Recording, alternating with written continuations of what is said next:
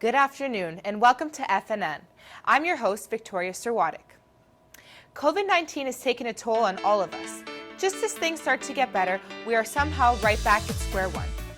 As numbers continue to rise in Ontario, Fanshawe College pauses the returning of in-person learning for the safety of students and faculty. Badar Sheikh has more. Located in the downtown campus of Fanshawe College is the Culinary and Bakery Arts Department, where the air is filled with the aroma of freshly baked cookies. However, as it is with anything, the department too has had to deal with COVID. I had a chance to speak with the department coordinator, Mr. Roland Hoffner, who told us more. Okay, I think overall we coped very well with the measurements that we had to put in place because of COVID coming into our lives. The first thing we did is, of course, start wearing masks. We moved to eye protection. We're wearing eyeglasses now. We made sure that all the students are 2 meters apart from each other. As we're getting slowly out of it, we're easing off slowly on restrictions too. But I think overall we did not do too bad. The first half year, we cut the classes down to only 50% capacity. There were about 10 students in each class, and now we're back to full classes, which means 20 students in each class. Here's what a few students had to say about how they are coping with the situation. I think I've adapted pretty well to the changes, especially with COVID.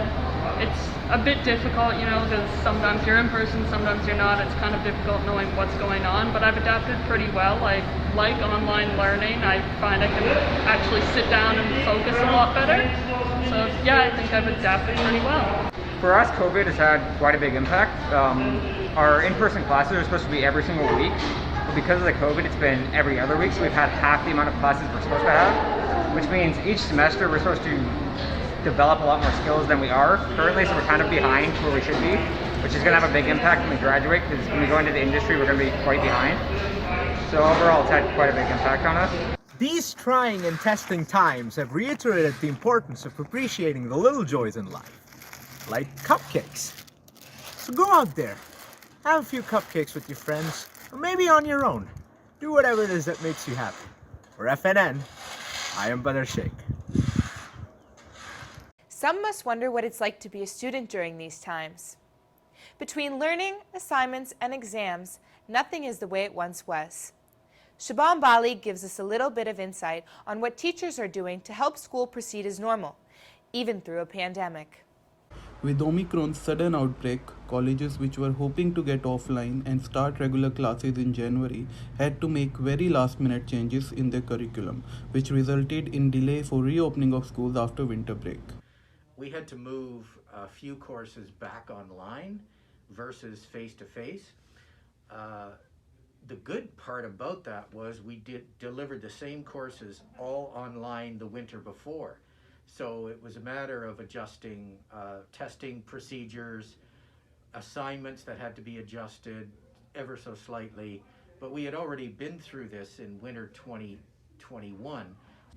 Special technical courses which require students to be in constant practice to improve their skills is being hindered because of the limited visit to the college. Other opportunities are also being disturbed because of this. The most difficult thing, of course, as a public institution, we have to be concerned with health, number one, and so we are limited in a sense of being able to have our students work in the community with this abandon.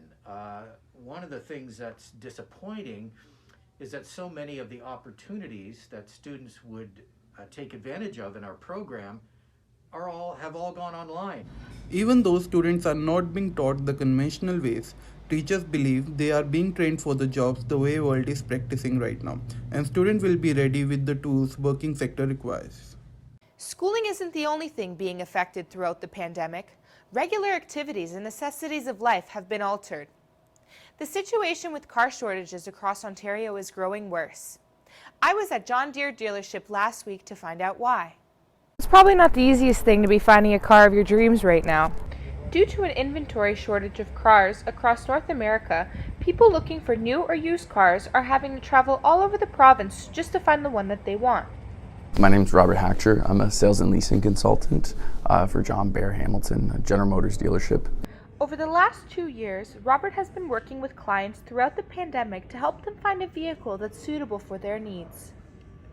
I do this every day. People buy cars 4 to 5, 6 years every year. So the way they bought the car the last time is so different from how they have to buy a car this time. A bit of a wake-up call for them to know that things they wanted just weren't available. Robert says the overlying issue for lack of cars is labor shortages due to the pandemic. It's also important to know that there are more options right now for used cars rather than brand new ones. We found that the prices of pre-owned vehicles were going up because of the lack of inventory. So that kind of changed things a lot for people that have always been used to a certain process or used to a certain value of their vehicle. Cars that were technically used are going for the same price they would new. So people started figuring that out after a couple months and started selling their cars. So our pre-owned inventory is a lot stronger than our new inventory. We asked Robert if he had any suggestions for those people out there looking to buy a car right now.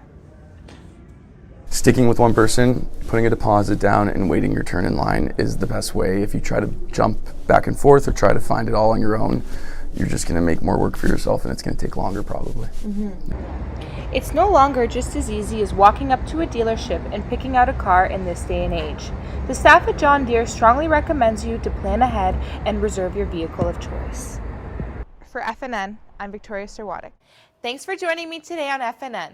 Please make sure you stay safe.